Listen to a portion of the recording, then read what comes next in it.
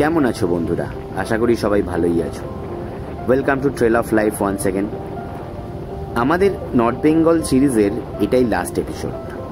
আমাদের বাড়ি ফেরা স্টার্ট হয়ে গেছিল আগের এপিসোডে। ডেস্টিনেশন ছিল রায়গঞ্জ।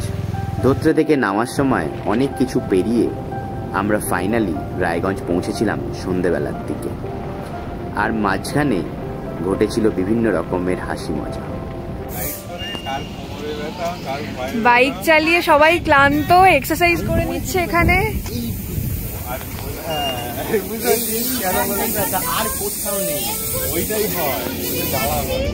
তাই জন্য আমরা একটু শারীরিক কসরতের মাধ্যমে নিজেদেরকে আবার প্রিপেয়ার করছি নেক্সট, যাতে কিলোমিটারগুলো ভালো করে যেতে পারি।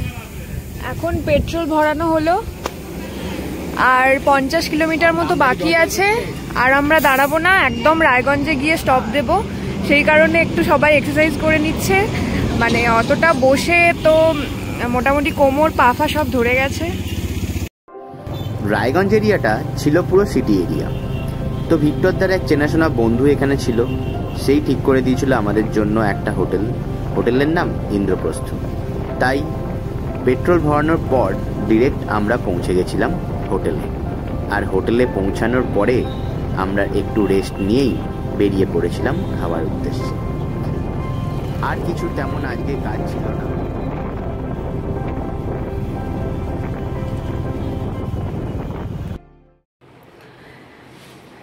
রায়গঞ্জে এটা রুম আমাদের। রুমটা বেশ স্পেশিয়াস আর খুব পরিষ্কারও। সোফা টোফা সবই আছে। এদিকে একটু স্পেস আছে। দেন এটা টয়লেট, খুবই ভালো।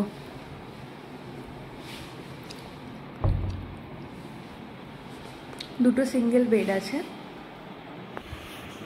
হোটেলে আমাদের দুটো ডেন্টাল কিটও দিয়েছে আর একটা কোম্ব দিয়েছে। Good evening. আমরা রায়গঞ্জে এসেছি 7:30 নাগাদ, আর এখন বাজে 8:30। স্নান টান করে ফ্রেশ হয়ে নিয়েছি। সিদ্ধার্থ গেছে স্নান করতে, আর বাকিরাও ফ্রেশ হচ্ছে। তো আজ মোটামুটি 266 কিলোমিটার মতো আমরা কভার করেছি ধোত্রে টু রায়গঞ্জ। এখনও 400 কিলোমিটার মতো বাকি, যেটা কালকে আমাদের কভার করতে হবে। রায়গঞ্জ টু বাড়ি, আমার বাড়ি বৈদ্যবাটি। তো কালকে এখনও অনেকটাই জার্নি বাকি।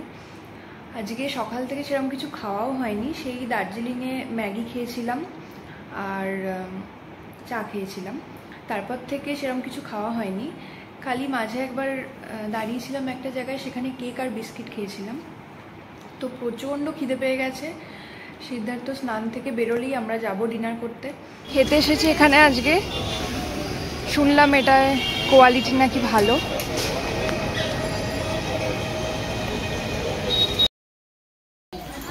আমাদের খাবার এসে গেছে, ডিনার রাত্রের। দুটো ভেজ ফ্রাইড রাইস আর চিলি চিকেন বলেছি আমরা।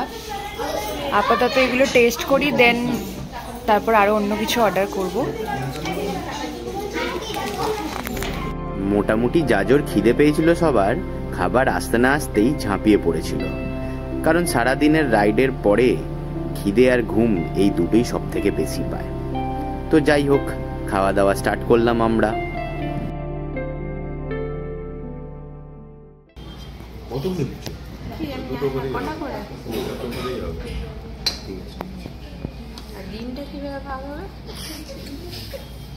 ছুরি আনছি, দাড়ি পাল্লা আনছি।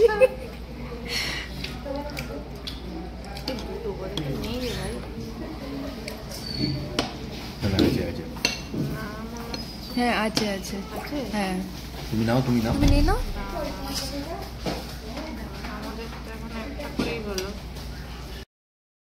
Good morning. এখন বাজে 10টা। এখন আমরা বেরোচ্ছি রায়গঞ্জ থেকে বাড়ির উদ্দেশ্যে। মাঝে কোথাও একটা ব্রেকফাস্ট করতে হবে, তার জন্য দাঁড়াবো। তো আপাতত বেরোচ্ছি। সমস্ত প্যাকিং ট্যাকিং সব হয়ে গেছে, গাড়িতে বাঁধাও হয়ে গেছে, সবাই রেডি। ফোনটা লাগাবে না? বাড়ি ফিরছো, কেমন লাগছে? বাড়ি ফিরছি, মন খারাপ হচ্ছে। পাহাড়ের জার্নি শেষ, এবার গরম সহ্য করতে হবে আবার। কালকে যেখানে কম্বল গায়ে দিয়ে শুয়েছিলাম, আজকে সেখানে মনে হচ্ছে বার্ন আউট হয়ে যাচ্ছি।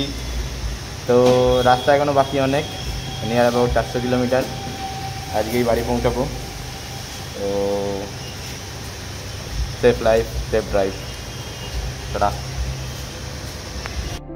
সকালবেলা হালকা ব্রেকফাস্ট করে বেরিয়ে পড়লাম বৈদ্যবাটির উদ্দেশ্যে, আর পেলাম ফারাক্কা ব্রিজে মারাত্মক জ্যাম। আসার সময় এতটা জ্যাম পাইনি, কিন্তু এখন জ্যাম দেখে চক্ষু চড়ক গাছ। কি আর করি, অগত্যা টুকটুক করে বাইক নিয়ে লরির পেছনেই পেরোতে হলো এই ফারাক্কা ব্রিজ। ফারাক্কা ব্রিজ পেরিয়ে আমরা পাপ্পু ধাবা অ্যান্ড হোটেলে কিছুটা লাঞ্চ করে বাকি জার্নিটা কমপ্লিট করার জন্য বেরিয়ে পড়েছি। আমরা এখন দাঁড়িয়ে আছি দেবগ্রাম পেট্রোল পাম্পে, দেবনাথ অটো ফুয়েল সার্ভিস। তো আমাদের টোটাল জার্নির 1177 কিলোমিটার কমপ্লিট হয়ে গেছে, আর বেশি কিলোমিটার বাকি নেই। 140 কিলোমিটার বাকি, 140 কিলোমিটার রেস্ট। তো এখন আমরা বাড়ির উদ্দেশ্যে জার্নির আগে মোটামুটি 4500 টাকার পেট্রোল আমরা ভরেছি এই ট্রিপে। Up down Baidyabati to Siliguri, up to Dhotrey, and Dhotrey থেকে ব্যাক টু আবার আমাদের বৈদ্যবাটি হুগলি। পেট্রোলের ক্যালকুলেশন অনুযায়ী মোটামুটি আমার গাড়ির তেল সার্ভিস খুবই ভালো, 33-34 দিয়ে দিয়েছে। আমাদের এইটুকুনি কিলোমিটার বাকি হলেও আসার দিন এই কিলোমিটারটা আমরা একবারে টানার চেষ্টা করেছিলাম, কিন্তু এবারে ফেরার সময় মনে হচ্ছে 2-3টে স্টপ লাগবে, কারণ বুঝতেই পারছেন যাওয়ার সময় যে এনার্জিটা থাকে ফেরার সময় এনার্জিটা ডাউন হয়ে যায়। এবং ফিরতে মনে কষ্ট হচ্ছে, কারণ ট্রিপটা কমপ্লিট হয়ে গেল, ট্রিপটা শেষ হয়ে গেল, আবার হবে নেক্সট ট্রিপ।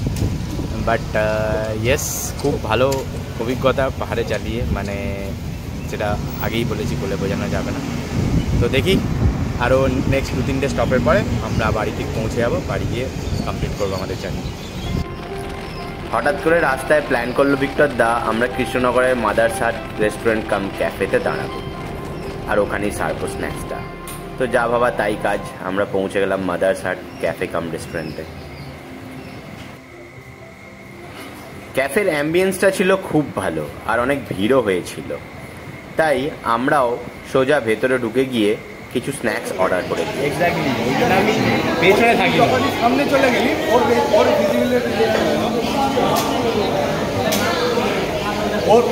রেঞ্জে তুই চলে এলি, ও দেখলো যে এইভাবে ইন্ডিকেটার দিলে তুই ইন্ডিকেটার দিচ্ছ না বাড়ছে, ঠিক আছে? এই আঁকাটা ওকে দেখা দাদা আমাদের বোঝাচ্ছেন,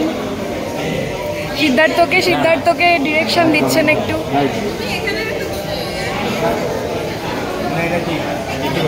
অ্যাম্বিয়েন্সটা অসাধারণ এখানে। এটা কৃষ্ণনগরে না, এটা হচ্ছে কৃষ্ণনগরের মাদার্স হাট একটা ক্যাফে, প্লাস ব্যাংকোয়েটও আছে এদের।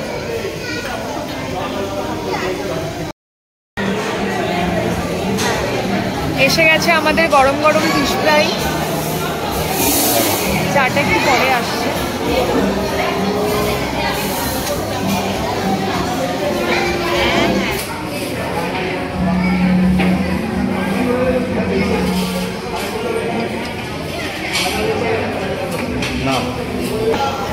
না টেস্ট করে বলো কেমন। জুসি।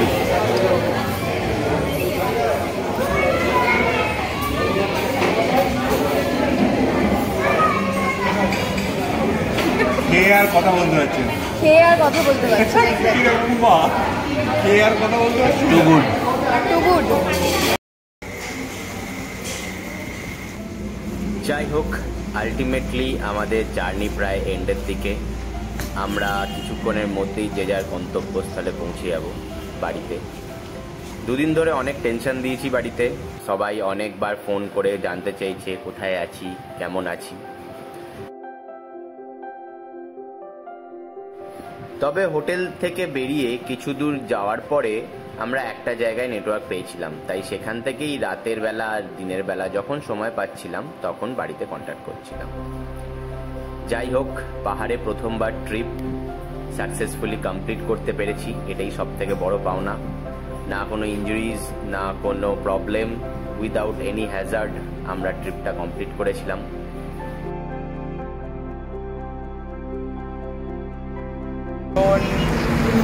বাজে 7:40। তো আমরা এখন এসে পৌঁছেছি কল্যাণী মোড়ের খুব সামনে। বাট আমাদের দুজনের গন্তব্য আলাদা, একজনের উদয়নারায়ণপুর, একজনের বৈদ্যবাটি হুগলি। তো আমাদের এখন আলাদা রাস্তা নিতে হবে। তো আমার এই ফার্স্ট রাইডের এক্সপিরিয়েন্স খুবই দুর্দান্ত। আমি ভিক্টর দাকে কিছু বলবো আমার চালানো সম্বন্ধে। অ্যান্ড অ্যাজ এ মেন্টার আমি ভিক্টর দার কাছ থেকে যা যা শিখেছি, যা যা গাইডেন্স পেয়েছি, সেগুলো অতুলনীয়। আমার রাস্তায় বিপদে পড়েছিলাম, সেখানে টায়ার পাঞ্চার হয়েছিল, সেখানে ভিক্টর দা অনেক টায়ার পাঞ্চার সারিয়ে দিয়েছে। এবং মুন মাসি তো কিছু বলার নেই, আমার নিজেরই মাসি। তো এখানে আমি তো খুব আনন্দিত। বাট আমাদের আলাদা হতে হবে। এখন ভিক্টর দাকে আমি জিজ্ঞাসা করবো যে আমাদের সঙ্গে রাইড করে কেমন লাগবে। আজকে এখানেই আমাদের নর্থ বেঙ্গল ট্রিপটা শেষ হয়ে যাচ্ছে। আমি আমার বাড়ির দিকে চলে যাব, মুম্বা বৈদ্যবাটিতে চলে যাবে। প্রথম এক্সপিরিয়েন্স, মানে প্রথমবার পাহাড়ে রাইড করে মুম্বা জাস্ট ফাটিয়ে দিয়েছে।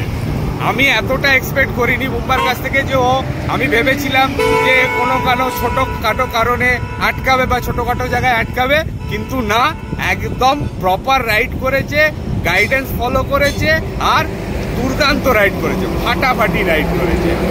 ওর রাইডিং জীবন আরও বড় হোক ও আরও বড় রাইডার হয়ে উঠুক, এটাই আমি কামনা করব।